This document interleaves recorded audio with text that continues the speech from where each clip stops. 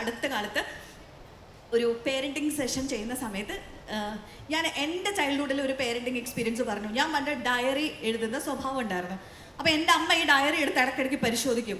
അങ്ങനെ ഡയറി എടുത്ത് വായിച്ച് അമ്മയ്ക്ക് ഭയങ്കര ആങ്സൈറ്റി ആയി. ബിക്കോസ് ഞാൻ ആ സമയത്ത് എഴുതി വെച്ചിരിക്കുന്ന കാര്യങ്ങൾ, നമ്മൾ ടീനേജിൽ എന്തൊക്കെ എഴുതുക, എന്തൊക്കെയാണ് നമ്മുടെ വിഷയങ്ങൾ. ടീനേജിലെ വിഷയങ്ങളിൽ പ്രണയം ഉണ്ടാവും, മരണം ഉണ്ടാവും, ചിലപ്പോൾ ആത്മഹത്യ ഉണ്ടാവും. ഇങ്ങനെയുള്ള പല സംഭവങ്ങളെക്കുറിച്ചൊക്കെ നമ്മൾ ചിന്തിക്കുന്ന, അല്ലെങ്കിൽ ലോകത്തിനെ കുറിച്ച്, ജീവിതത്തിനെ കുറിച്ചൊക്കെ നമ്മൾ ആലോചിക്കുന്ന, നമ്മുടെ ഐഡൻറ്റിറ്റി തന്നെ എന്താണെന്നുള്ളത് മനസ്സിലാക്കാൻ കൺഫ്യൂസ്ഡ് ആയിരിക്കുന്ന ഒരു പ്രായമാണ്. ആ സമയത്ത് ബ്രെയിൻ അങ്ങനെയാണ്.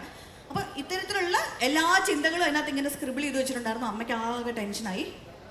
അമ്മ അപ്പം തന്നെ ആ ഡയറി എടുത്ത് കത്തിച്ച് കളഞ്ഞു. അല്ലാതെ എന്താ മക്കളെ നീ അങ്ങനെ ചെയ്തത്, അല്ലെ അതിനെ അഡ്രസ്സ് ചെയ്യല്ല ചെയ്തത്, ഇത് കത്തിച്ച് കളഞ്ഞു.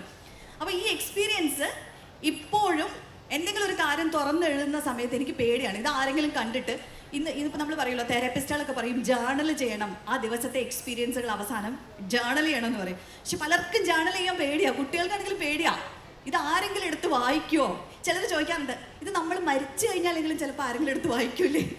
അപ്പോൾ നമ്മൾ മരിക്കണതിന് മുമ്പ് നശിപ്പിച്ച് കളയാനുള്ള ഒരു സെറ്റപ്പ് ചെയ്യാൻ പറ്റുമെന്ന് അങ്ങനെ ചോദിക്കുന്ന ആളുകളുണ്ട്. അപ്പോൾ ഇറ്റ്സ് വെരി ഇമ്പോർട്ടൻറ്റ്, നമുക്ക് ആ ഒരു പ്രൈവസി വേണമെന്നുള്ളത്. അപ്പോൾ ഞാൻ എൻ്റെ ഈ ഒരു എക്സ്പീരിയൻസ് പറഞ്ഞപ്പോൾ ഒരു അമ്മ എൻ്റെ അടുത്ത് തിരിച്ച് പറയുമായിരുന്നു, ഇപ്പോൾ മാം ഇത് പറഞ്ഞപ്പോഴാണ് ഞാൻ ആലോചിക്കുന്നത്, ഞാൻ കഴിഞ്ഞ ആഴ്ച എൻ്റെ മോളോട് ഇത് ചെയ്തതേ ഉള്ളൂ. അപ്പോൾ ഷീ ഡിഡ് ദ എൻ്റെ അമ്മ എന്ത് ചെയ്തോ അതാണ് പുള്ളിക്കാരി കഴിഞ്ഞ ആഴ്ച പുള്ളിക്കാരുടെ മോളോട് ചെയ്തത്. എന്താ പറ്റിയെന്നറിയോ? ഡയറി എടുത്ത് തുറന്നു നോക്കിയപ്പോൾ അതിനകത്ത് അവൾ എഴുതിയിരിക്കുന്നു, അച്ഛനും അമ്മയും തമ്മിലുള്ള കോൺഫ്ലിക്റ്റ് എനിക്ക് ഭയങ്കര സ്ട്രെസ് ഉണ്ടാക്കുന്നുണ്ടെന്ന്. അതായത് നിങ്ങൾ അച്ഛനും അമ്മയും കൂടെ ഇവിടെ കിടന്ന് തല്ലുണ്ടാക്കുന്നത് എനിക്ക് ഭയങ്കര വിഷമം ഉണ്ടാക്കുന്നുണ്ടെന്ന് അവളുടെ ഡയറിയിൽ വളരെ പേഴ്സണലായിട്ട് അവൾ എഴുതിയിട്ടുണ്ടായിരുന്നു. അമ്മയ്ക്കത് കണ്ടു, അമ്മ ട്രിഗേർഡായി. അമ്മ ചെന്ന് ചോദിച്ചു, ഞങ്ങളിവിടെ വഴക്കുണ്ടാക്കണതാണ്, നിനക്ക് എന്തടി കുഴപ്പം? നിന്നെ എന്തെങ്കിലും തരത്തിൽ അത് എഫക്ട് ചെയ്യുന്നുണ്ടോ? നിനക്ക് നിന്റെ മുറിയിലിരുന്ന് പഠിച്ചാൽ പോരെ? നിനക്ക് ഇവിടെ ആരെങ്കിലും ചിലവിന് തരാതിരിക്കുന്നുണ്ടോ? അതാണോ കുട്ടിയുടെ കൺസേൺ?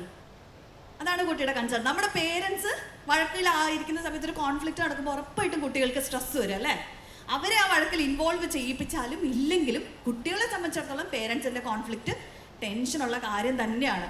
അപ്പോൾ ഉറപ്പായിട്ടും അവർ ടെൻഷനാവും. പക്ഷേ അവിടെ ആ പേരൻ്റ് എന്താ ചെയ്തേ? നിനക്ക് എന്താ മോളെ അങ്ങനെ തോന്നിയത് എന്നുള്ളൊരു ഇമോഷണൽ കോൺവെർസേഷനുള്ളൊരു സ്പേസ് ഉണ്ടായിരുന്നു. ഞങ്ങൾ തമ്മിൽ എന്ത് വഴക്കുണ്ടെങ്കിലും നീ സേഫ് ആയിരിക്കും, നിനക്ക് അങ്ങനെ ഒരു ബുദ്ധിമുട്ടുണ്ടോ, നിനക്ക് ആരോടെങ്കിലും സംസാരിക്കണോ, നിനക്ക് എന്താ അങ്ങനെ തോന്നിയത് എന്ന് ചോദിക്കണതിന് പകരം അമ്മ എന്താ ചെയ്തേ?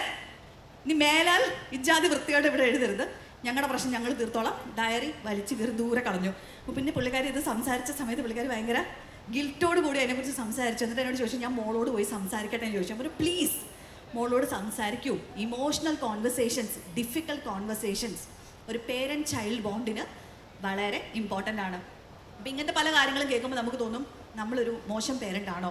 അല്ല, നമ്മളാരും മോശം പേരൻസ് ആയിട്ടില്ല. നമ്മളൊക്കെ നമ്മുടെ ബെസ്റ്റാണ് ചെയ്യാൻ നോക്കുന്നത്. പക്ഷേ നമ്മുടെ ഇമോഷൻസ് എങ്ങനെ പ്രോപ്പറായിട്ട് പ്രോസസ്സ് ചെയ്യണം എന്നോ, എങ്ങനെ റൈറ്റായിട്ട് ഡാമേജ് ഇല്ലാതെ ഒരു കുഞ്ഞിനെ പേരൻ്റ് ചെയ്യണമെന്നൊന്നും യാതൊരു ഗൈഡൻസും കിട്ടാതെയാണ് നമ്മുടെയൊക്കെ ജനറേഷൻ വളർന്നിട്ടുള്ളത്.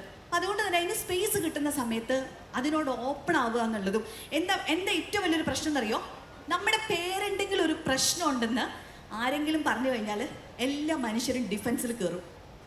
എൻ്റെ കൊച്ചിനെ വളർത്താൻ എനിക്കറിയാം, ഇവിടെ കൂടുതൽ ആരും ഡയലോഗ് അടിക്കണ്ടെന്ന് പറയും. അത് നമ്മളൊക്കെ പ്രശ്നമാണ്. ഇപ്പം എന്നോടാണെങ്കിലും വന്നിട്ട് എൻ്റെ കുഞ്ഞിനെ വളർത്തുന്ന അത് ശരിയല്ലല്ലോ അശ്വതി എന്ന് പറഞ്ഞു കഴിഞ്ഞാൽ ആദ്യത്തെ എൻ്റെ റെസ്പോൺസ് ഞാൻ അതിനെ ന്യായീകരിക്കാൻ നോക്കും, ഞാൻ ഡിഫൻസിൽ കയറും.